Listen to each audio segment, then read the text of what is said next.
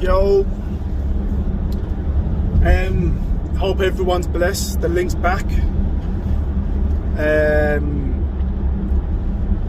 Basically, this video is to kind of talk about a book I've just finished reading, a book that was recommended to me, and it contradicts a lot of other books that I've read.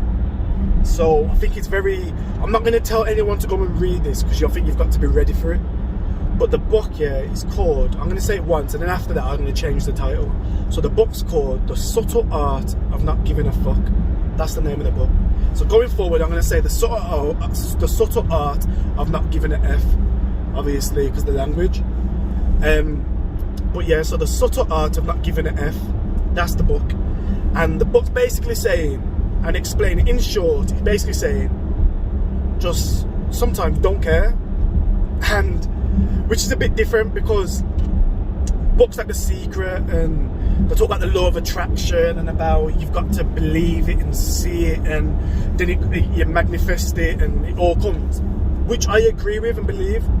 But I think if you have a balance, it can kind of work.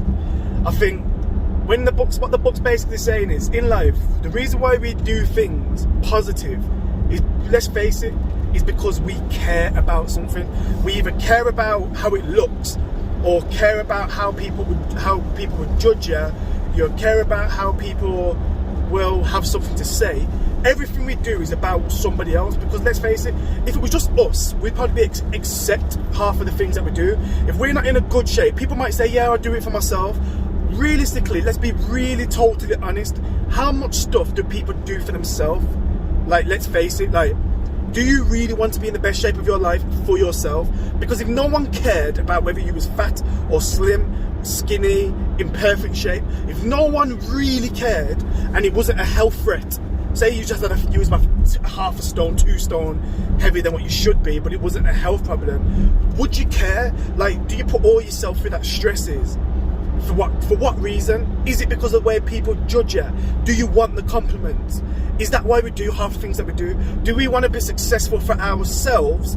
Do we want the compliments when people are saying, oh, you're living good, you've got a nice house, you've got a nice car, you've got a nice career? What are you actually doing it for?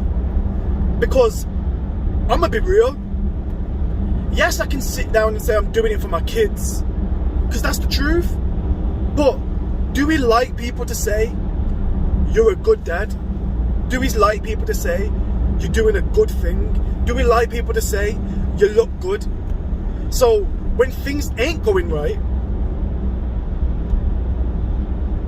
like, is that what makes us feel down? So if we did have the attitude of not giving an F, could it benefit you in some way? And it's a question. I'm not even going to give you like an answer. I can have my opinion, but I think it's more of a question for yourself. But just to kill the end of this video, the end of the book, last part of the book, it was talking about death and saying it's inevitable and it comes to all of us. And people fear death, and the reason why they fear death is because they feel like from tomorrow there's no more them. It's like once you're gone, you're gone. So Christians will turn to Christianity for eternal life. What we fear is the end. That's what we fear. But it's inevitable. Death comes. It's like, so what do people like to do when they're living? They like their name to be remembered. They want legacy. So the book was saying that they'll put their name on books, they put their names on buildings, they name streets after themselves. Certain names mean more when they're dead than when they're alive. People like Shakespeare, people like Jesus. This is what the book's saying. Their name means so much. Now when we go to our culture, black culture, Malcolm X, Martin Luther King, them names will probably be remembered forever. My kid knows who they are, and they died in the 60s, 70s. But their name lives on.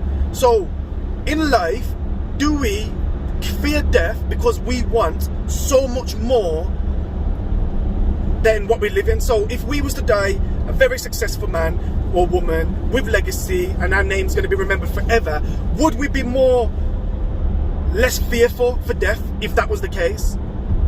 Another question. So ask yourself that as well. Do we fear death, and do we fear not being loved? Do we fear not being liked? Do we fear not getting complimented? Do we fear not being classed as successful? Do we fear not being looked at as someone who's done the best they can in life? Do we need to have a bit of don't give a F? Would that suit our mental health? Would that help us achieve? Would that stop us from forcing certain goals and certain moves?